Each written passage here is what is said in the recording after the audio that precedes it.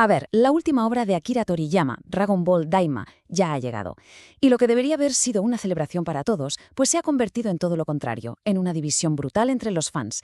Para unos es el último regalo del maestro, para otros un tropiezo que mancha su legado. Para entender esta fractura hay que meterse de lleno en qué hace a Daima tan polémico. Por un lado, tenemos una reacción que, ha sido brutalmente negativa. Comentarios como este lo resumen a la perfección. La gente critica que el ritmo es lentísimo, que la trama no tiene ninguna profundidad y que a pesar de tanta lucecita y tanta acción, a la serie le falta el alma que hizo grandes a sus predecesoras. Pero claro, en la otra cara de la moneda, medios como Screen Rant lo ven de una forma completamente distinta. Para ellos, Daima no es ningún error, sino todo lo contrario. Es un tributo hecho con toda la intención. Un último trabajo de Toriyama pensado para unir a los fans de todas las épocas, mezclando cositas de Z y de Super en una aventura totalmente nueva.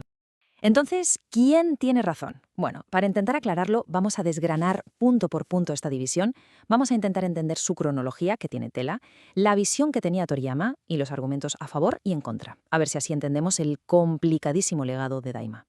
Venga, empezamos con la pregunta del millón. Normalmente, la obra final de una leyenda como Toriyama sería motivo de fiesta, pero con Daima lo que tenemos es un debate que arde en redes, y la razón principal, al final, son las expectativas. Eran tan enormes y cada fan tenía una idea tan clara de cómo debía ser el adiós del maestro que el choque ha sido inevitable. Y esta es la pregunta que está en el centro de todo. ¿Estamos viendo un homenaje nostálgico que vuelve a esa esencia de aventura del primer Dragon Ball? ¿O es una historia que, aunque venga del propio creador, simplemente no da la talla de su propia leyenda? Es que, la verdad, ambas posturas tienen argumentos bastante potentes. Vale, pasemos a uno de los puntos que más lío está generando. ¿Cuándo narices pasa esta historia? La línea temporal de Dragon Ball ya es un jaleo de por sí, y Daima se ha colado en un hueco muy específico que ha dejado a muchísima gente con cara de no entender nada. Y aquí es donde está la clave de todo. Como se ve en esta línea aquí, Daima ocurre en ese lapso de 10 años que hay justo después de derrotar a Majin Buu, pero antes de que empiece Dragon Ball Super. Y por supuesto, antes de ese final de Z donde Goku se va a entrenar con Up. Es lo que llaman una intercuela, una historia que rellena un hueco que ni sabíamos que existía. Y ojo, que si a alguien le quedaba alguna duda de si esto conectaba con lo más moderno de la saga, el primer episodio nos deja una pista que es oro puro. Cuando se menciona el universo 7, se confirma al 100% que Daima ocurre cuando los personajes ya conocen todo el rollo del multiverso de Super. Así que sí, está totalmente anclado en la nueva mitología. Y esto nos lleva a una palabra clave en todo este mundillo: canon.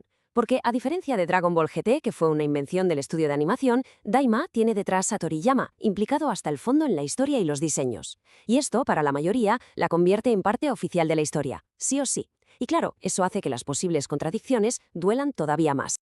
Bien, ya hemos visto el dónde, pero ¿y el por qué? ¿Qué le llevó a Toriyama a contar justo esta historia como su último gran proyecto? Pues parece que la respuesta está en una parte del lore que siempre le tuvo fascinado, pero que nunca había llegado a explorar del todo. Mirad, el productor Akio Yoku lo deja clarísimo. La idea de Toriyama era volver a la saga de Buu y coger todos esos conceptos que se quedaron en el aire. El reino demoníaco, de dónde sale Dabra, la mitología de los Kaioshin. Quería, por así decirlo, atar cabos y explorar esos rincones de su propio universo que se habían quedado a oscuras. Venga, ahora que tenemos todo el contexto, vamos a meternos de lleno en la polémica. Empecemos por lo bueno, por las cosas que los defensores de Daima están poniendo por las nubes. Porque, a pesar de todo el ruido, hay cosas que han gustado. Y mucho. A ver, lo primero y casi indiscutible, la animación. Es que es una auténtica pasada, de lo mejor que se ha visto en la franquicia. Mucha gente celebra también que se vuelva un tono más de aventura, que recuerda al primer Dragon Ball. Y además se valora positivamente que se expanda el lore del reino demoníaco y sobre todo que se sienta de nuevo ese humor y ese encanto tan únicos de los diseños de Toriyama. Pero claro, no todo es de color de rosa. Ni mucho menos. La otra cara de la moneda es bastante más dura.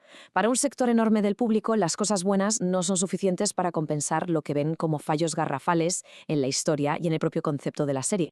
Aquí es donde la cosa se pone fea para muchos. Los críticos señalan un montón de contradicciones con la historia de Super. Se quejan de un ritmo que consideran soporífero, lleno de explicaciones interminables. Pero la crítica más salvaje va directa a la premisa, lo de convertir a todos en niños. Muchos lo ven como un truco barato que no aporta absolutamente nada a la trama. Y claro, esta crítica lleva de cabeza a la comparación con la tan odiada Dragon Ball GT. Lo curioso es que, aunque la queja principal es la misma, la diferencia es abismal. En GT Toriyama no pintó nada, en Daima es el jefe.